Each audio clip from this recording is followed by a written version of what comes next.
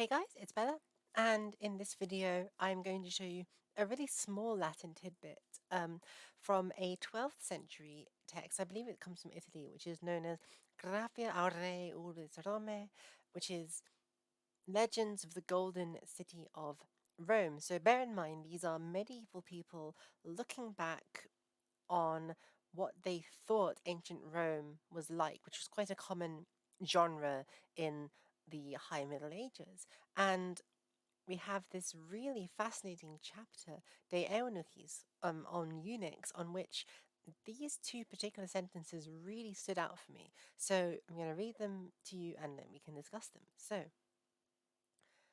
the reason they're so interesting to me, I should caveat before we get into it, is because they are one of maybe the earliest references to conversion therapy that I've ever heard of in Western literature. So, really interesting.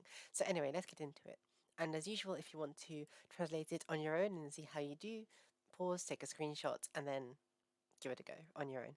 And leave your comment in the comment section, letting me know what your translation was. So, si quis civem Romanum ven aliquem liberum eunuchisare presumserit, capite boniatur, eunuchos licet facere de senonibus Gallis, de servis et deis qui mares sui libidini aptant.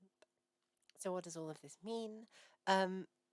If anyone should presume to eunuchize, so to castrate, civem Romanum, a Roman citizen, vel aliquem liberum, or any freed man, capite puniatur, which is literally may he be punished by the head, which is may he be killed, put to death.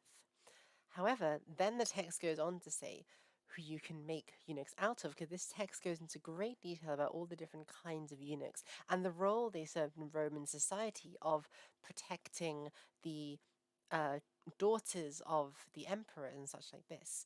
And it describes also how eunuchs, from the day of their deviratio, their unmanning, they would be dressed like virgins, like virgin girls, and they would be educated like women. So there's almost this crossing of gender roles to some extent with eunuchs in the time. And there were different kinds of eunuchs depending on the kind of weapon that was used. It was always, according to this text, it was always a silver or a golden blade. Really interesting. And this next sentence says, Legit facere eunuchos, one may make eunuchs, de, so this is from, synonymous Gallis, from the C9 Gauls, de servis, from slaves, and deis qui mare sui libidini aptant, from those who choose or modify men or males to their libido. So this is like, it's okay to make eunuchs out of men who choose to have sex with other men. So one can read this as a punishment for it, or even perhaps arguably as a form of conversion therapy or a forced gender reassignment, in the same way as happens in present day Iran to males who are caught engaging in homosexual activity. They are sometimes, from what I understand, forced legally to transition medically to live as trans women. Otherwise, they are killed. And it seems like this text is implying that a similar thing is happening in ancient Rome itself. Now, I'm not a classicist, so a classicist might have to let me know if this was ever the case in ancient Rome.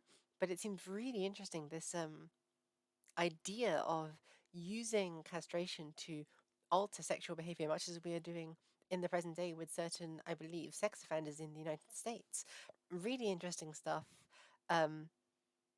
Fascinating insight into medieval perceptions of the Roman world.